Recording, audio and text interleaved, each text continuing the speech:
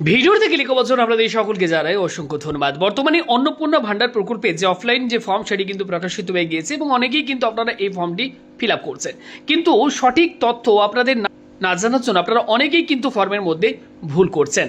তো আজকের ভিডিওতে আমি সব থেকে গুরুত্বপূর্ণ যে পয়েন্ট সেটি হচ্ছে রেশন কার্ডের ফ্যামিলি আইডি নাম্বার।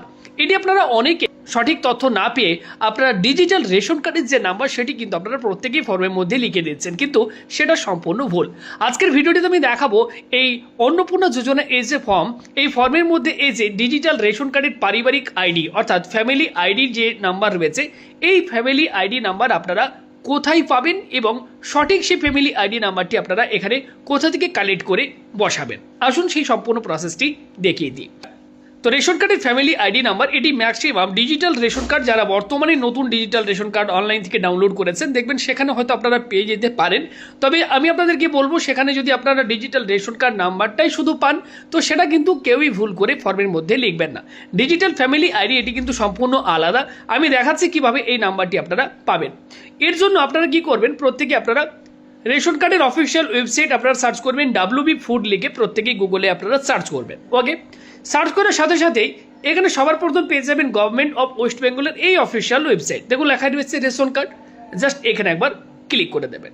যখনই ক্লিক করবেন এবার দেখবেন আমাদের কাছে department of food and supplies government of West বেঙ্গলের অফিসিয়াল ওয়েবসাইটটি ওপেন হয়ে যাবে। ওকে, তো আপনারা যারা অনেকেই বলছিলেন যে রেশন কার্ডের নাম্বার দিতে হবে বা ডিজিটাল রেশন কার্ডের নাম্বারটি ফ্যামিলি আইডি, তো আমি দেখাচ্ছি আপনাদেরকে এক্ষেত্রে অরিজিনাল যে রেশন কার্ডের অ্যাকচুয়ালি ফ্যামিলি আইডি কোনটা। তো অফিসিয়াল এই ওয়েবসাইটে আসার পর আপনারা কি করবেন, একটু স্ক্রল করে প্রত্যেকেই নিচের দিকে চলে আসবেন।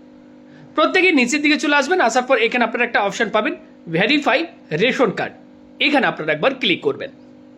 ক্লিক করার পর দেখুন নিচের দিকে গেলে এখানে দেখুন বলা আছে check ration card status search type, আপনার এক্ষেত্রে এখানে ক্লিক করবেন এবং দেখুন এখানে বলা আছে ration card number ONOR member ID. দেখুন এখানে কিন্তু অপশন রয়েছে মেম্বার আইডি বলে এবং নিচে রয়েছে আধার কার্ড নাম্বার। আমরা কি করব, এখানে রেশন কার্ড নাম্বার এটাকে সিলেক্ট করে নেব এবং আমাদের পরিবারে যে কোনো একজনের রেশন কার্ড নাম্বারটি আমি এখানে বসিয়ে দিচ্ছি। রেশন কার্ড নাম্বার দেওয়ার পর এবার নিচে দেখুন এখানে একটা ক্যাপচা কোড রয়েছে, জাস্ট এই ক্যাপচা কোডটি দেখে দেখে আপনারা এখানে ফিল করবেন। ওকে, এখানে ক্যাপচা কোডটি ফিল করবেন।